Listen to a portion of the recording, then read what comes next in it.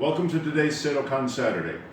So today is going to kind of be the last one of general karate concepts, general Okinawan karate concepts, and I'm going to do something a little bit unusual. We're going to talk about belts, and I'm going to kind of give you a little bit of a tour, and then from here on out, I'm going to be doing something that I kind of promised myself I wouldn't do, but I want to do it as a way of connecting to the previous 38 videos, which if you haven't seen, please go back and watch the sequence from basic Okinawan principles of economy of motion, use of koshi gamaku, basic formation of a fist, class structure, how to interpret kata, stretching, warm-ups, physical exercise, adjuncts to karate training using a variety of implements. All of those things that I've spent 38 weeks sort of laying a foundation. And if you have other things that you'd like to see personally, like, subscribe, share, do all that good stuff, but mostly comment and make your questions about specific areas of karate training. So after today, I will be actually teaching the way I teach it. And again, I don't want anybody to think this is the only way for Seidokan or the only way for karate, because there are lots of different approaches to karate. There are lots of sides to a mountain that all climb to the top, but I want to cover the concept of belts today, and then go, starting next week, we'll take a look at the techniques as I teach them in the belt system that I use. Now, I say the belt system that I use.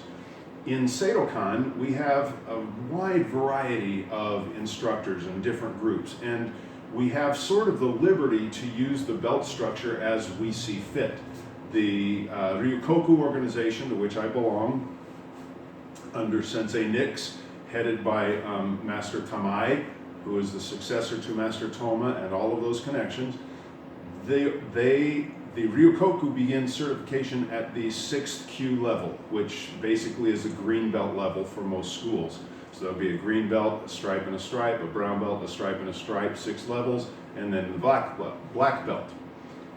Because of my personal martial arts journey that I've gone through, I have a whole folder full of analysis of different belt structures for all of the styles that I personally have experienced, and a few others that I haven't experienced, and how they interrelate to one another or to each other. My goal has always been that the karate that I teach be specific to the style that we're teaching, Seidokan, or previously Kempo, or whatever it was, but that in addition to being specific and true to that style, that it comport to some degree with the universal world of karate. That is to say that by the time one of my black belts achieves black belt, they should be able to walk competently into almost any other dojo or system, and no, they won't know it entirely, but they won't look like an idiot as they're picking it up, is the idea. So there is a universality. A punch is a punch, a kick's a kick, so forth and so on. I discovered in my Kempo journey, for example, there's a book, an old book by George Kirby on jiu-jitsu techniques. And by the time I got to black belt in Kempo, I went through this book on jiu-jitsu, and I had literally learned all of the techniques that he taught to black belt in jiu-jitsu almost verbatim as a part of the Kempo system. No, I was not a jiu-jitsu black belt. I was certified as a black belt in my Kempo organization, but in the process, the techniques were identical to what he showed in his book on jiu-jitsu. So the point is that there is a universality to karate. I have a current black belt who, Kelly, shout out Kelly Fairbanks, who attended a Krav Maga seminar, and people around her were saying, wow, have you done this before? And she never had, but because she knew how to punch, throw an elbow, use a knee, so forth, she was able to pick things up much more easily than if she'd never studied anything. Likewise, in my studies through Kempo and Taekwondo and Shorin-ryu, when I went to Seidokan, I started as a white belt. You know, I'm at the end of the rows of white belts, and all their class, and the black belts are down there. But after 6 months of training, they allowed me to test for black belt. in 6 months in Seidokan. Because of my previous experience, I was able to pick it up much more quickly. I was able to go and train with Master Toddy in Thai boxing, in Muay Thai, and not feel completely incompetent. Yes, there were a lot of stylistic differences, a lot of approach differences, cultural differences, but a kick's a kick, a punch is a punch, and so forth. I feel the same way in terms of belts. Now, that said, belts are only valid in the specific dojo in which they are given. Some would say within an organization in which they are given. But I have found that not necessarily to even be true, because even within a given organization, individual instructors will often have separate standards, and the grading boards might be different, or they might award their belts within their dojo themselves. So a belt, whatever belt you're wearing, is only valid as a teaching tool in your school so that your instructor knows at what level they can then present the next material. A yellow belt in one dojo is nothing compared to a yellow belt in another dojo. In the Gracie Jiu-Jitsu system, where it can take 7 to 10 years to get a black belt is nowhere near the equivalent of a Taekwondo black belt earned in 6, or my Seidokan black belt in 6 months, or a Taekwondo black belt in a year or 2, or whatever. There's no equivalency from one style of martial art to another style of martial art in terms of the belts.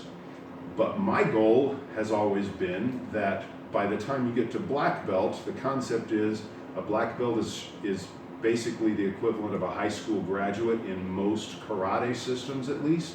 And so if you've graduated high school in Idaho, it shouldn't be a whole lot different than having graduated high school in Delaware.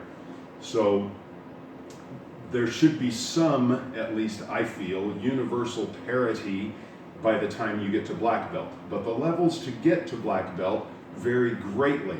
And in our Seidokan organization, pretty much we're given the freedom to use whatever belts we want to that point, but then by the 6th Q level within Ryukoku, we send to Okinawa for that certification. So there should be some level of parity, of uniformity. Okay, so a little bit of tour. I'm going to come put my face right in the camera here and take you on a little bit of a tour with this. So someone asked me the other day, for example, why do I have these belts up? Well, these are some of the belts that I have gone through in my training. And in Kempo, it goes white, yellow, orange, and then purple, blue, green, brown, and black. And that was the first belted system that I studied. And so those are the belts that I got. This one was ripped and patched back together. This one is a Renshi belt, basically an instructor's certified belt. But as you look at these belts, they are different than what you will see on my dojukake, which goes yellow, orange, but then there's no purple. Blue with a stripe, and then we get to the green stripe levels and the brown, and then the black, as in the Ryukoku. So my dojukake stripe, or dojukake belt markings, are not the same as the belts that are on my display wall because they represent different things. Now, additionally, I have specifically written out the requirements for each belt level as you progress through my dojo. What specifically is required to get the belts as I teach it. And they will be different. Again, even every Seidokan dojo is not exactly the same, and that's okay. But at least by the time we get to black belt, you will have or should have learned the majority of the same techniques as would be taught in most any other dojo. So belts only are valid within the dojo that you belong to. In a broader sense, sometimes within a specific organization, as in our Ryukoku Seidokan, there comes to be a parity by the time you get to a certain level, but how you get to that level is pretty much up to the individual instructor in their specific dojo. And especially it's important to realize that the belt that I wear in this dojo means nothing in another. One other thing I meant to show you as well, relative to that before I finish, is that I have been through a variety of martial arts styles, from Taekwondo, Seidokan, of course our Seidokan organization, Shaolin, because I trained directly with some Shaolin monks, as you'll see here. I actually had these monks in my basement in my home, direct from China, helped open a training center for Seidokan and his Shaolin training center in Las Vegas. So I have Shaolin training, and then even in Seidokan, the organization formerly under Jody Paul, and then directly from Master Toma, and currently under the Ryukoku organization. And so that even, and the Fred Villari's Kempo system, which then changed and became the United Studios Kempo system. So the thing that happened with each of those is that every time I went to a new dojo, I put on a white belt. It didn't matter that I was already a 4th degree black belt in Kempo when I went to the Shotokan dojo. They don't care. I'm a white belt in Seidokan, and so I put on a white belt. When I went to Taekwondo, I was already a brown belt in Kenpo before I experimented with Taekwondo, put on a white belt, got to my 2nd degree black belt in Taekwondo eventually. Went to Jiu-Jitsu, put on a white belt. It was traditional Japanese Kodokan Jiu-Jitsu, but as I said, from Kenpo, I pretty much already had learned all of that stuff. But every time, regardless of whether I was a green belt, a brown belt, a 4th degree black belt, a 2nd degree black belt, none of that mattered. When I went to a new system, I put on a white belt, because in their style and in their dojo, their curriculum was not what I knew. So a belt only means what it means where you are with your teacher, so that he knows at what level he should teach you next. But by the time you get to a black belt, at least in most karate styles, that should be the equivalent to a high school graduate, and you should basically be able to write a sentence, do a certain level of math skills, understand a certain amount of history, and so forth. There should be some commonality. And so my goal is that even though belts only matter in my dojo to my students and don't mean anything else to anybody else's dojo, by the time they get to black belt, if they move, and I never take the approach that once I get a student there, permanently mine forever and ever and ever. I know that people move. They live in one city, they move to another state, they may move to another country. And you, as Seidokan people, have probably all heard, where can I find a Seidokan dojo near me? And you can't always, and so more often than not, you end up having to go to a different school, a different system, a different karate style. But if you've been taught properly, you'll put on your white belt and start over in that style. And also, if you've been taught properly, you should be able to pick that style up fairly quickly and advance faster than the average bear, if you will.